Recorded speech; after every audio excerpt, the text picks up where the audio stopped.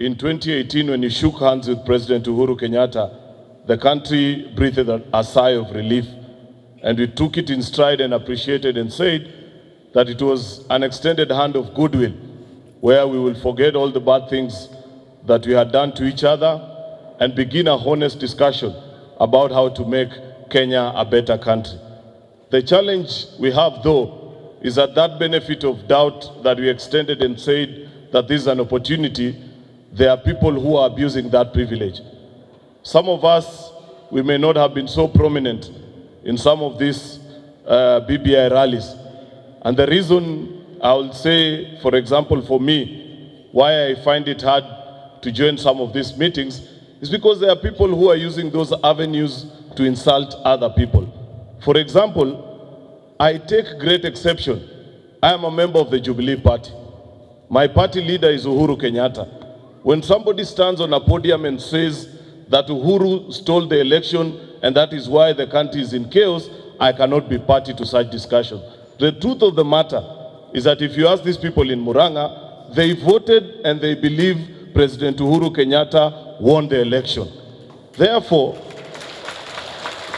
if we are to have a honest conversation, let us begin by respecting that we may have divergent views about certain issues and keep them at that. Sasa mimi watoto wangu watakwenda wapi? Kwa sababu wako na mguu hapa na wako mguu upande huu. Tuache hiyo siasa. In fact, if there is something that has dented the image of BBI, it's a conversation that divides the country between kabila hii na kabila hile. We want to leave that kind of conversation. Kwa sababu tusidanganyane, hao wa Kenya sio wa kabila. Ni sisi wanasiasa ndio tunaleta huu kabila. Ya kwamba a process that is supposed to be about uniting this country is taking a very clearly partisan approach. Is being built as a campaign team for some people. Is being used to say huyu alishinda, huyu hakushinda. Is being used to say nyinyi watu wa hapa ambao si watu wafupi mwende huko kwenu, watu warefu mwende huko kwenu. Watu wa kabila hii mwende huko, kabila hili mwende huko. For me, and I've been very supportive of the BBI process, that is not the process that I've been supporting.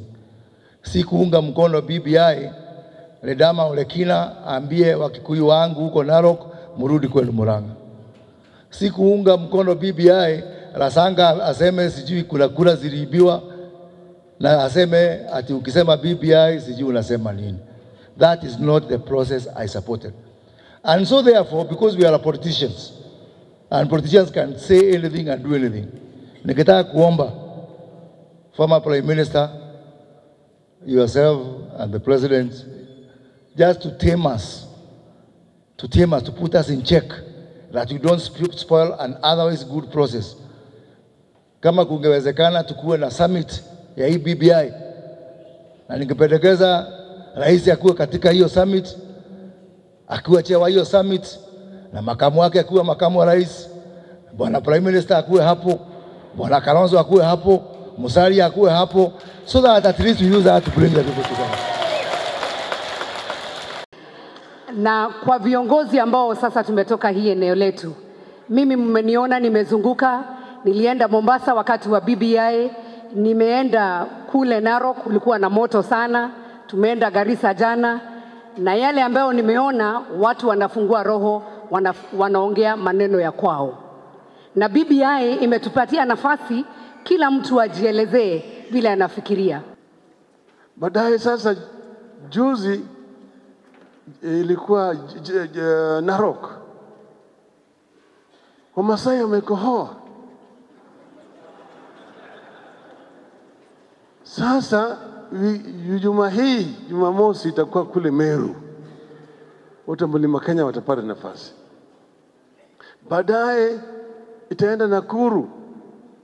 Tarehe 7 itakuwa hapa Nyeri, Coast of Central. Kuongea ile kitu tunasema ni demokrasia. Tunataka Kenya mpya, mpaka Wakenya wapewe nafasi ya kusema.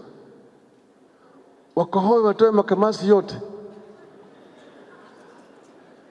Mwingereza mmoja mwanasiasa alisema juu ya demokrasia that I may not agree with what you have to say, but I shall defend unto death your right to say it.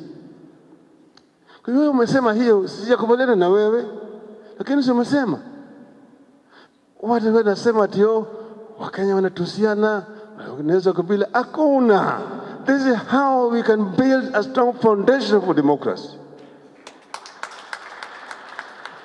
Manake wewe sasa ile unazuia yeye mtu aseme ako na hii chuki ndani yake. Wacha kohoe, tutatafuta dawa yake. Tuko na dawa yake. Mtu mmoja amesema namna hii Kenya itamalizika kesho. Ati mtu mmoja amesema hapa namna hii. Hapana, let us have a democratic conversation. Murkomen, tutakuja Eldoret na nyinyi mtapata nafasi vile vile kule kuongea mambo yenu. Sema ni yote. Hakuna mtu anazuia kusema. Hii ni tunataka iwe Kenya mpya. Ndio sababu tumesalimiana na Uhuru. Niambia Uhuru simama pale, Raila asimame hapa. Hii sio imejaletwa ili Raila awe rais au Uhuru awe waziri mkuu. Hapana. This is for posterity, for the people of Kenya. Ati inaonekana imeletwa ili wengine Raila sije nini namna hii. Hapana. Tuwaambie wale wote ambao wanahamaki, tulia kwanza.